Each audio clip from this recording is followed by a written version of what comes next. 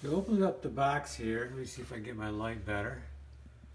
And you can see this is the incoming cable right here. Comes down in, one hot goes here, one hot on the other side, and it was wrapped with the ground, and it goes right into there. So that's how the juice is coming in.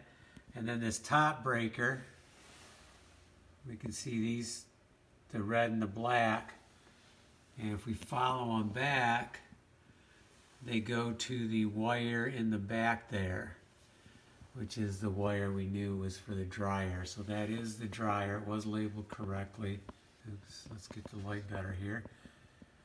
So I'm going to pull the main right here.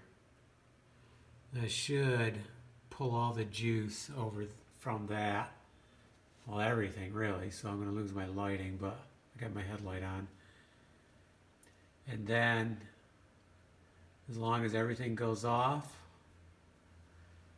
I'll be able to pull that breaker out.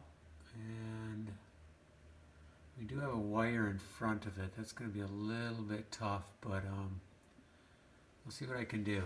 First, let's get the juice off. So we're going to pull this one straight out, and that should do it.